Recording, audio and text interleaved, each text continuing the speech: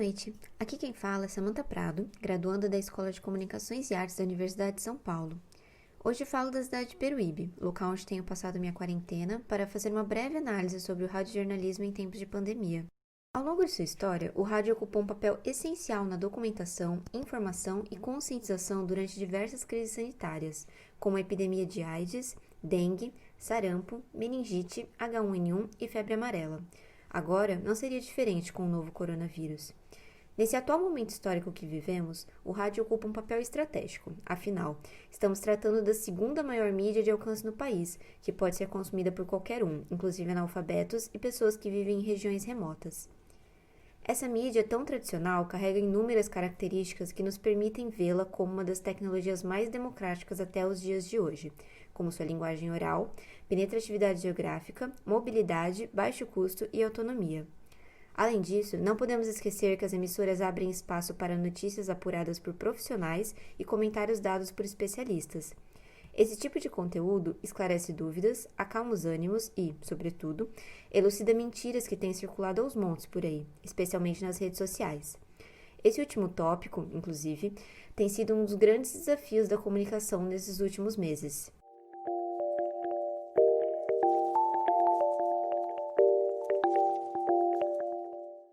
Enfrentamos duas epidemias ao mesmo tempo, a do vírus causador da Covid-19 e das fake news. Apesar de não ser um fenômeno tão recente assim, a onda de notícias falsas tem tomado rumos avassaladores diante a crise sanitária que estamos atravessando. Mentiras sobre o uso da cloroquina, questionamentos sobre a validade do distanciamento social, receitas caseiras milagrosas que prometem imunização, teorias da conspiração sobre o vírus e até mesmo a sugestão de ingestão de produtos químicos. Tudo isso coloca a vida de muitas pessoas em risco. Levar informação confiável nunca foi tão importante. Enquanto estivermos sem vacina, remédio ou tratamento, a informação de qualidade seguirá como o melhor antídoto para enfrentar a doença.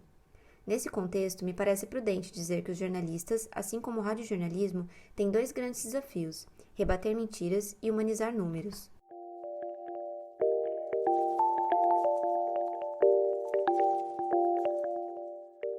Acredito que temos visto um jornalismo que preza mais pela pauta da polêmica do que pela pauta da qualidade. A grande mídia parece abrir mais espaço para absurdos proferidos por políticos, pessoas públicas e formadores de opinião, do que para debates e análises de profissionais qualificados para falar sobre tópicos urgentes. Nesse momento, existe uma necessidade latente de ampliar vozes sãs e preparadas. Um exemplo é o pesquisador Átila Yamarino, doutor em virologia pela Universidade de São Paulo, que tem ganhado algum destaque nas mídias tradicionais para trazer orientações e projeções sobre a pandemia, mas ainda em um espaço bem restrito do que poderia ser. Além disso, um único cientista não pode fazer esse trabalho sozinho. Por que não buscar diversificar essas vozes? Por que não consultar especialistas, até mesmo estrangeiros, para entendermos quais estratégias têm dado certo e quais não têm? Porque quando, por exemplo, o presidente cita a Suécia como modelo de um país que não parou, não consultamos cientistas daquele país para destrinchar sua realidade? Não creio que esse seja o momento para darmos vazão a declarações mentirosas e incentivarmos polêmicas em cima delas, mas sim negá-las de forma firme e esclarecê-las. É preciso não apenas noticiar que o presidente disse isso ou aquilo e que ele está equivocado, mas destrinchar como ele está equivocado, por que ele está equivocado e abrir uma discussão sobre o tópico da saúde tocado e não sobre a declaração em si.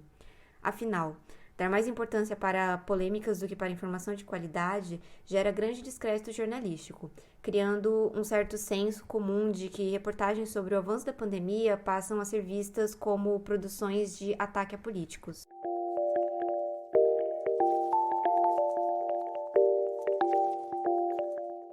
Além disso, o rádio tem a possibilidade preciosa de, literalmente, dar voz aos números da Covid-19. Através das estatísticas diárias, é cada vez mais fácil a população desumanizar suas vítimas, pensando nelas apenas como dados e não como indivíduos singulares. Conhecer as histórias e, mais ainda, ouvir diretamente os relatos de pacientes, famílias atingidas, profissionais de saúde e demais grupos em fragilidade nessa situação, amplia e facilita nosso senso de empatia e aproximação dessas pessoas. Algo que é essencial em um cenário onde o próprio governo tenta esconder até mesmo os números da pandemia, quem dirá a humanidade por trás deles. Dessa forma, diversos programas radiojornalísticos, em especial aqueles em formato podcast, tem desempenhado um papel bastante sensível e necessário para a compreensão dessa crise sanitária de forma mais plena.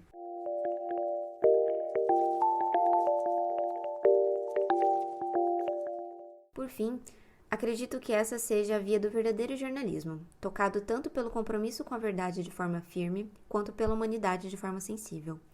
Esse é um radiojornalismo no qual vejo muito futuro, e espero ouvi-lo não apenas durante os tempos de pandemia, mas nos novos tempos também. Eu sou Samantha Prado, e essa foi minha análise sobre o radiojornalismo nos tempos de pandemia. Uma boa noite a todos.